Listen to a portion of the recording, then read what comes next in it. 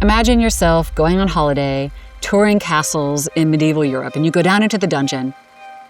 As you go around a corner, Dracula suddenly appears.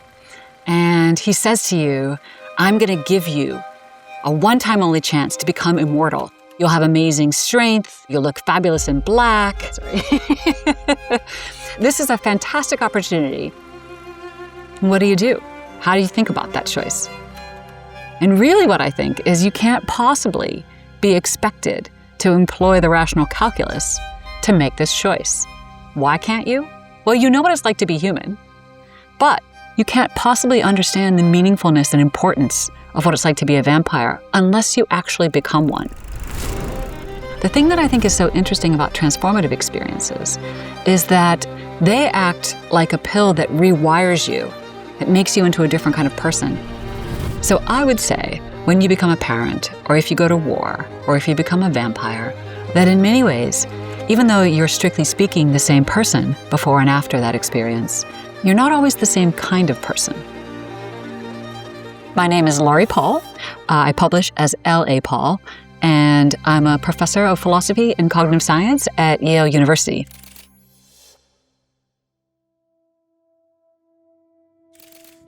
So a transformative experience is an experience that really has two important components.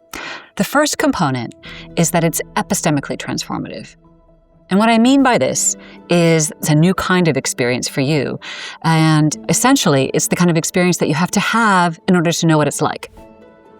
The other part of a transformative experience involves the personal component.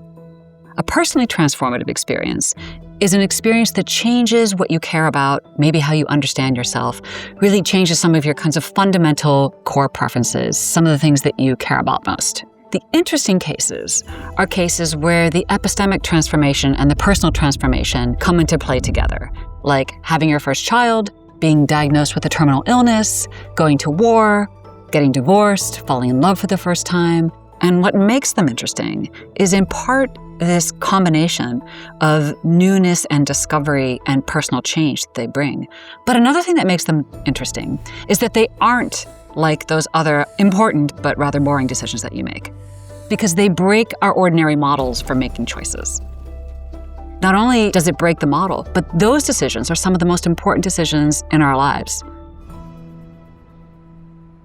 What led me into this were a series of transformative experiences in my own life. And in particular, the really crucial change for me was when I had my first child. And that's because I'm the sort of person who likes to do a lot of research and get lots of anecdotal and scientific testimony. And then I had a child, and I realized just how useless all of that preparation had been for really understanding what was about to happen to me and how my life was going to change. One of the first books I bought when I discovered I was pregnant is called What to Expect When You're Expecting. And as I read, I did realize that none of it applied to me. And I was so frustrated that one day I took the book, bent it in half, and threw it across the room. I felt that the illusion that I was under and that was lifted was that if I worked hard enough, if I thought hard enough, if I was careful enough, I could really know what was most likely to happen. And what I felt like I discovered at a personal level was that actually I was fooling myself. I think of it as not being able to see past an epistemic wall. The concept of an epistemic wall is really a way of visualizing the importance of the epistemic shift that a transformative experience is going to bring. Like I imagine standing in front of a high, featureless concrete wall, just a gray expanse. And you know by the next day you'll be on the other side of the wall, able to see the landscape in front of you. But right now, you can't see farther than 2 inches ahead. Because if you face an epistemic wall, so you can't see beyond, then you can't see the outcomes or the nature of the outcomes that you're contemplating trying to bring about. But that's only the first problem. The second problem is that experience changes you. It changes in how you care about something very deeply. A way to put this then is it changes some of your core or fundamental preferences. Think about it.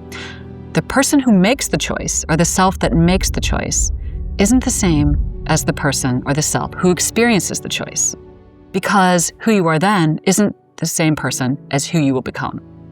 So the question is, do you choose in accordance with your preferences now, like you're supposed to with the rational calculus?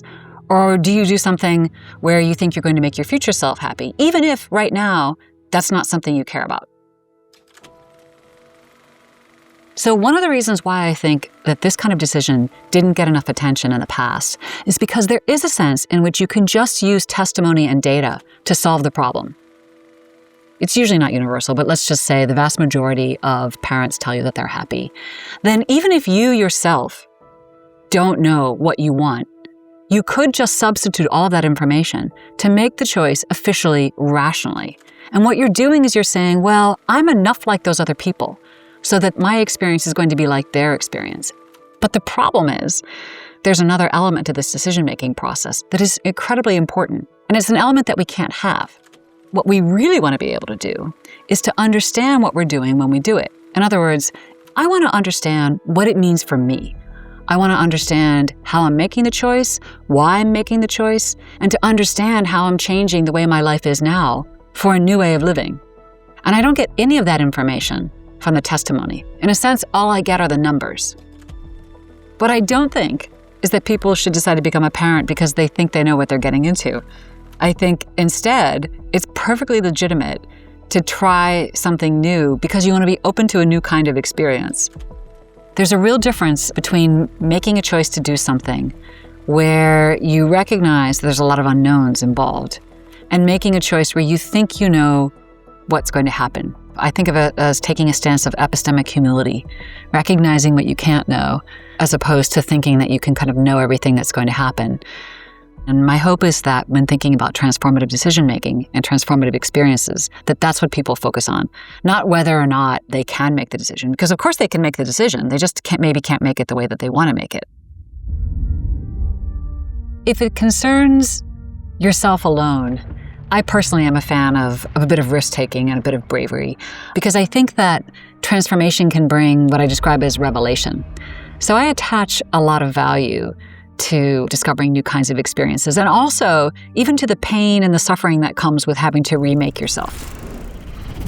So I think of a person as constructed from a series of selves over time, and the self that I am now is comprised really of a collection of dispositions, of ways of thinking, of ways of making sense of the world.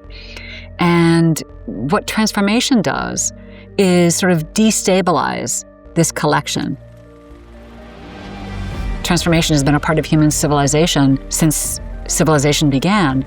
And again, we go back to why transformative experiences and transformative decisions are so important, right? It's a special class of decisions that are identity-defining decisions. You use them to define, in some sense, the kind of person that you are, or maybe even if you want to change yourself, to make yourself into a new kind of person.